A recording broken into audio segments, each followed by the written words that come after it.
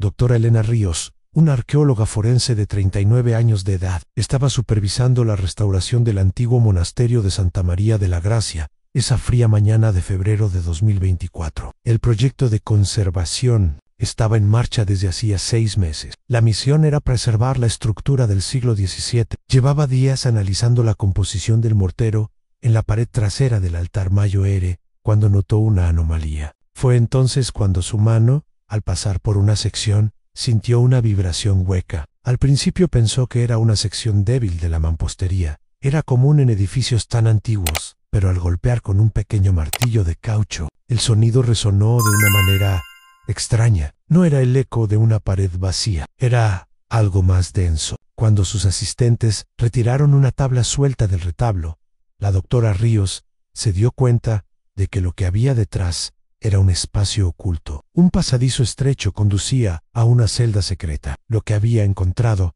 había estado allí durante 20 años. La pequeña habitación, húmeda y sin ventilación, parecía haber sido sellada con prisa. Y lo más inquietante, dentro, entre el polvo y la oscuridad, se distinguían objetos personales que evocaban una tragedia olvidada. Este descubrimiento cambiaría para siempre un misterio de 2 décadas que había atormentado a la pequeña comunidad de San Cristóbal. Elena Ríos no tenía idea de que esa mañana ordinaria se convertiría en el día más perturbador de su vida. Lo que estaba a punto de descubrir había permanecido oculto por 20 años, esperando este momento. En unos minutos, un secreto de 2 décadas sería finalmente expuesto. El monasterio de Santa María de la Gracia nunca sería el mismo después de ese descubrimiento. Sección 1. NEN, el entorno y el evento misterioso.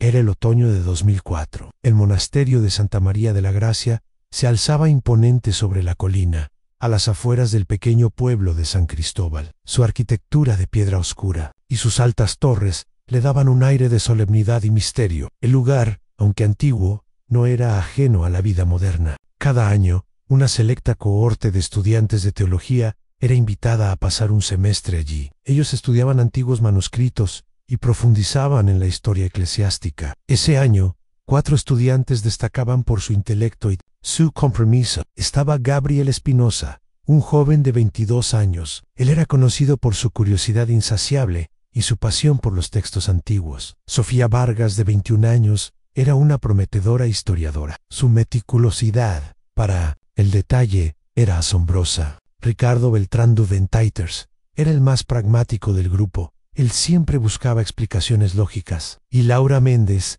de 20, la más joven. Ella poseía una intuición aguda y un espíritu inquieto. Los 4 compartían un vínculo fuerte. Ellos se apoyaban en sus estudios y en la vida monástica. Sus vidas normales en el monasterio eran de estudio y reflexión. Se levantaban al amanecer para las oraciones matutinas. Pasaban horas en la biblioteca, inmersos en tomos centenarios. Comían en silencio en el refectorio. Por las tardes, solían explorar los alrededores del monasterio. Gabriel siempre decía que los muros guardaban secretos más allá de los libros. Sofía, por su parte, intentaba catalogar algunos manuscritos sin registrar. Ricardo se enfocaba en sus tesis sobre la simbología medieval. Laura simplemente disfrutaba de la paz del lugar. Nadie podía imaginar que esa paz se desvanecería tan pronto. La noche del 23 de octubre de 2004 fue lluviosa y ventosa. Una inusual para la época. Los 4 estudiantes se habían reunido en la biblioteca. Ellos consultaban un raro manuscrito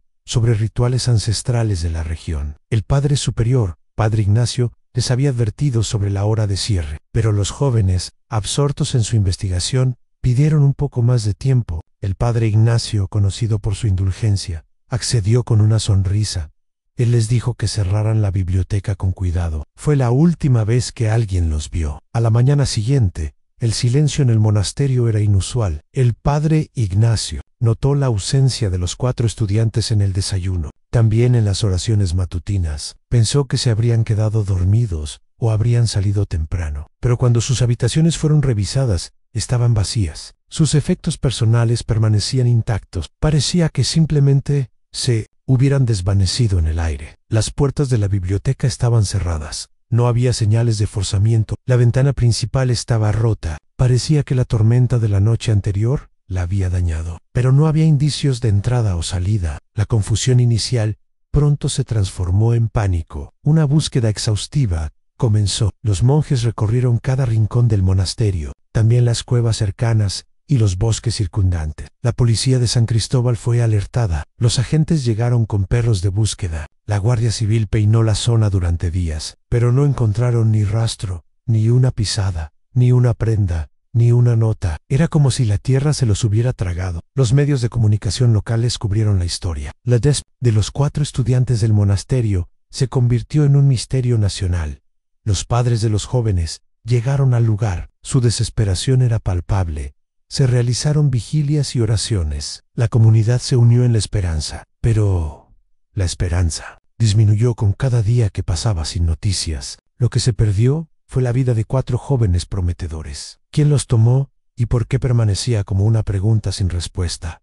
Los meses se convirtieron en años. Luego, los años se hicieron décadas. El misterio de los 4 estudiantes desaparecidos del monasterio de Santa María de la Gracia se convirtió en una leyenda sombría en San Cristóbal. Las fotos de Gabriel, Sofía, Ricardo y Laura se desvanecieron. Sus rostros jóvenes seguían siendo un recordatorio constante. Taylor se mantenían en las paredes de las casas del pueblo y en los álbumes familiares. La policía cerró el caso por falta de pruebas. La presión mediática disminuyó con el tiempo, pero el dolor y la incertidumbre para sus familias nunca desaparecieron. El silencio prolongado fue un tormento. Los padres de Sofía Vargas nunca volvieron a ser los mismos. La madre de Laura Méndez se recluyó en su dolor. El padre de Gabriel Espinosa dedicó su vida a buscar respuestas. La familia de Ricardo Beltrán se mudó lejos. Ellos intentaban escapar de los recuerdos. Algunos lugareños susurraban teorías descabelladas. Hablaban de secuestros por sectas, fugas voluntarias o incluso la intervención divina, pero ninguna explicación parecía encajar. El monasterio, una vez un símbolo de paz, adquirió un hora do enigma. Algunos evitaban pasar cerca. Ellos sentían que el lugar guardaba secretos oscuros. La verdad permanecía enterrada. Pero la verdad era mucho más siniestra de lo que nadie imaginaba. Los 4 estudiantes no habían desaparecido. Habían sido retenidos. No por una secta ni por fugas. Habían sido retenidos por el propio padre Ignacio y un pequeño grupo de monjes leales. El motivo: los estudiantes habían descubierto algo perturbador en los antiguos manuscritos. Un secreto que amenazaba la reputación del monasterio, amenazaba la fe de la comunidad y ponía en tela de juicio el legado de su fundador. El manuscrito que estaban estudiando esa noche de tormenta no hablaba de rituales ancestrales, revelaba una práctica oculta, revelaba un rito de purificación extrema llevado a cabo por los fundadores del monasterio. Esto incluía la muerte de impuros o herejes dentro de sus muros. Esto fue en el siglo XVIII. El padre Ignacio, un hombre de fe inquebrantable en la superficie, era en realidad un guardián celoso de la imagen del monasterio. Era descendiente de una de las familias fundadoras. Él se sentía responsable de proteger su historia. Cuando Gabriel y Sofía comenzaron a conectar los puntos, el padre Ignacio se alarmó. Ricardo, con su mente lógica, encontró registros que confirmaban los ritos. Laura, con su intuición, sintió el mal que había detrás de la historia. Los Juvin, llenos de indignación, confrontaron al padre Ignacio. Ellos exigían que la verdad saliera a la luz. El padre Ignacio no podía permitirlo. La verdad destruiría todo lo que había construido. La noche de la tormenta, después de que los estudiantes pidieran más tiempo, el padre Ignacio actuó. Él, junto con 2 monjes mayores, ellos eran el hermano Mateo y el hermano Elías. Ellos interceptaron a los estudiantes cuando se disponían a salir de la biblioteca. Los sometieron en un silencio espeluznante. Los condujeron a una celda secreta, hábilmente oculta detrás del altar mayor. Era una celda diseñada para castigar a los monjes descarriados en tiempos antiguos. La habían mantenido en secreto durante siglos. La excusa de la ventana rota por la tormenta fue una distracción brillante. Allí, en la oscuridad y el aislamiento, los estudiantes fueron interrogados. El padre Ignacio intentó persuadirlos, les suplicó que guardaran silencio, les prometió perdón y una beca en el extranjero si cooperaban. Pero los jóvenes se negaron. Su sentido de la justicia era más fuerte que su miedo. Gabriel argumentó que la verdad era necesaria para la redemption. Sofía quería honrar a las víctimas olvidadas. Ricardo buscaba la justicia histórica. Laura simplemente no podía soportar la mentira. Su resistencia enfureció al padre Ignacio. La celda secreta se convirtió en su prisión. Los monjes les llevaban comida y agua. Les insistían en que reconsideraran su postura. Los estudiantes, atemorizados pero firmes, idearon un plan.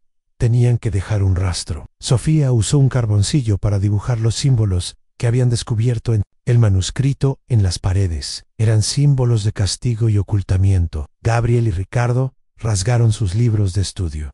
Ellos escondieron pequeñas notas en sus páginas. Laura, con su gorro de lana, se aferró a un pequeño medallón que su abuela le había regalado. Esperaba que algún día alguien los encontrara. La fe y la resistencia de los jóvenes eran pero el poder del padre Ignacio era absoluto dentro de esos muros. El padre Damián, un monje de 78 años, era el revelador involuntario de esta trágica historia. Llevaba más de 50 años en el monasterio de Santa María de la Gracia. Había sido un joven acólito cuando el padre Ignacio asumió el cargo de superior. El padre Damián siempre había sido un hombre de fe. Era conocido por su bondad y su silencio. Durante años, la culpa lo había carcomido. Había estado presente la noche de las desapariciones. Había sido testigo de cómo el padre Ignacio y los otros monjes llevaban a los estudiantes a la celda. Había sido un secreto que lo ahogaba día a día. Su conexión con el evento era directa. Él había sido uno de los monjes encargados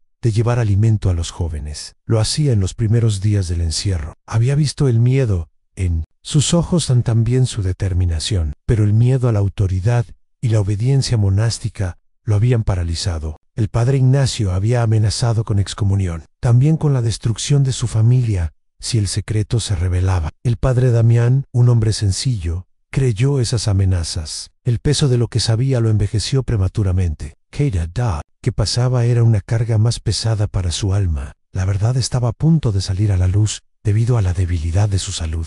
El padre Damián sufría de una enfermedad terminal. Los médicos le habían dado poco tiempo de vida. Con la muerte tan cerca, el miedo a las amenazas se desvaneció. Solo quedaba el arrepentimiento.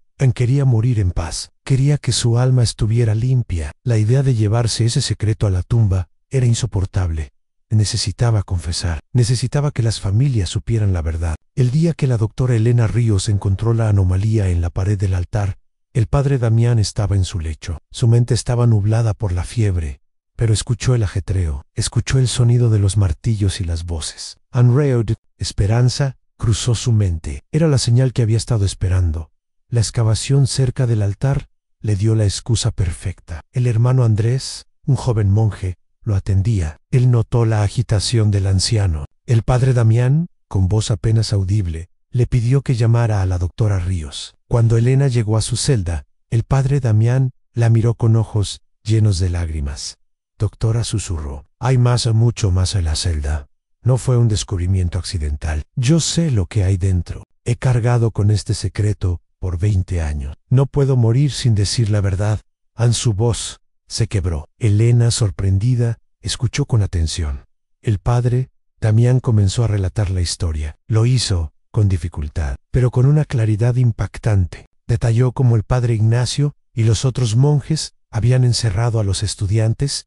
Contó el motivo. Explicó los años de silencio. Este fue el punto de inflexión. La anticipación de la verdad se extendía por el aire. El mundo es a punto de saber lo que el monasterio de Santa María de la Gracia había ocultado durante tanto tiempo. El padre Damián, con cada palabra, desgranaba la verdad que había permanecido oculta durante 2 décadas. Su confesión fue un torbellino de detalles macabros. Describió cómo, la noche del 23 de octubre de 2004, el padre Ignacio, con la ayuda del hermano Mateo y el hermano Elías, había interceptado a los 4 estudiantes en la biblioteca. Los jóvenes estaban eufóricos por su descubrimiento. No esperaban la traición. Fueron llevados por la fuerza a la celda secreta, un lugar de castigo ancestral. La celda estaba diseñada para el aislamiento y la privación. El padre Damián reveló que los estudiantes no fueron asesinados de inmediato. El padre Ignacio intentó manipularlos. Los mantuvo cautivos durante semanas.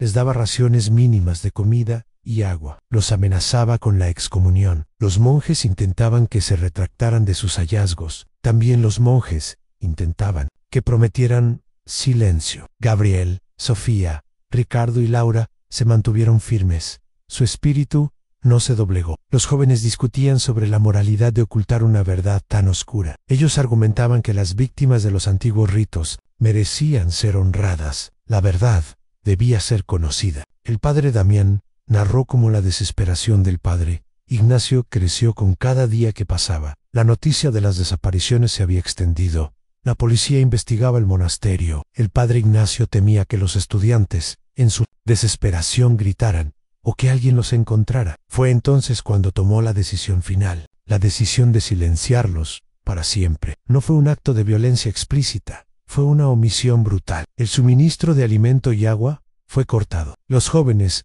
fueron dejados a su suerte en la oscuridad. El padre Damián no pudo continuar con los detalles. Su voz se quebró. Las lágrimas corrían por sus mejillas. Los objetos encontrados en la celda cobraron un nuevo significado. Los diarios de Sofía, en ellos había escritos desesperados sobre su encierro. También sus continuos intentos de buscar una salida. Los textos de Gabriel. Él había anotado los símbolos antiguos que habían descubierto. Los mismos símbolos que estaban grabados en las paredes de la celda. Las pertenencias de Ricardo y Laura, sus pequeños objetos personales, eran un testimonio mudo de su agonía. El gorro de lana de Laura estaba allí. El medallón que llevaba, un simple círculo de metal, era un símbolo de su fe inquebrantable. La doctora Elena Ríos escuchó con horror. Cada palabra del padre Damián era una revelación. Él reveló el complot. También la cruel verdad.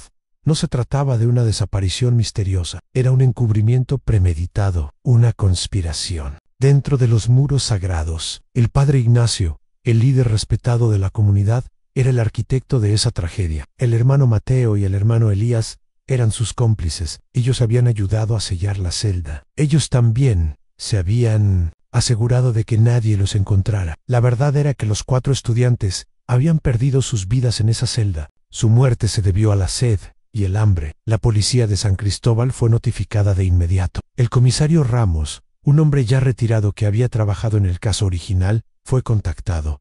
Él no podía creer lo que escuchaba. La noticia de la celda secreta y la confesión del padre Damián se extendió como un reguero de pólvora. Las familias de los estudiantes fueron informadas. Su dolor se transformó en una mezcla de rabia y alivio. Finalmente, sabían la verdad. La conmoción en la comunidad de San Cristóbal fue inmensa. La gente no podía procesar que un lugar tan sagrado hubiera albergado una oscuridad tan profunda. El padre Ignacio había perdido la vida hacía 5 años. Él había muerto de causas naturales.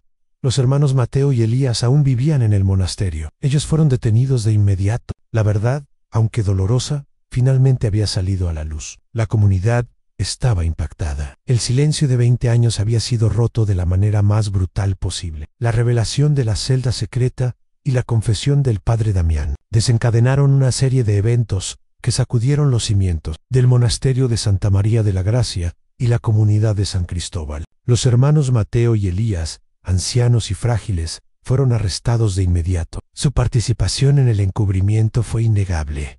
Ambos confesaron sus roles. Dijeron que habían actuado bajo la estricta obediencia al padre Ignacio. También confesaron bajo la amenaza de la excomunión y del deshonor. Expresaron remordimiento, pero era un remordimiento tardío. Fueron acusados de encubrimiento y complicidad. Enfrentaron un proceso judicial que acaparó la atención nacional. La búsqueda de los restos de los estudiantes comenzó en la celda.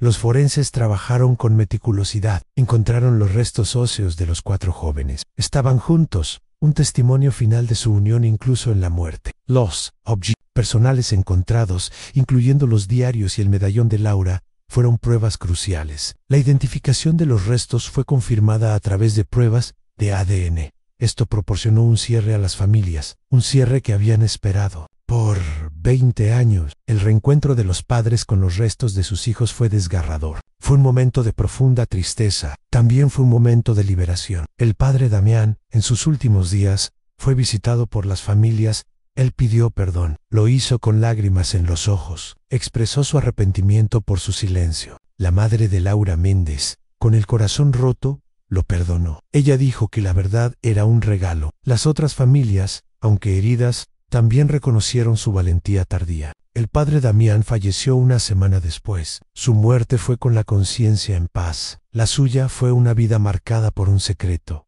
pero redimida por la verdad. El impacto en el monasterio de Santa María de la Gracia fue devastador. La Iglesia Católica abrió una investigación interna. Se descubrieron otros casos de encubrimiento menores en la historia del monasterio, aunque no tan graves como este. La reputación del monasterio quedó irremediablemente manchada. Se consideró su cierre definitivo. Los monjes restantes fueron reubicados en otras órdenes. Las reliquias y obras de arte fueron trasladadas a museos. El edificio, una vez sagrado, se convirtió en un símbolo de la oscuridad y la corrupción humana. La comunidad de San Cristóbal Inicia-Omencho Jorizadao comenzó un proceso de luto y reflexión. Se construyó un pequeño monumento en la plaza del pueblo. Era en honor a Gabriel, Sofía, Ricardo y Laura Ansé. Convirtió en un lugar de reunión. Allí se celebraban vigilias cada año. El caso de los 4 estudiantes se convirtió en un estudio de cómo el poder institucional puede corromper, también de cómo el silencio puede ser un arma.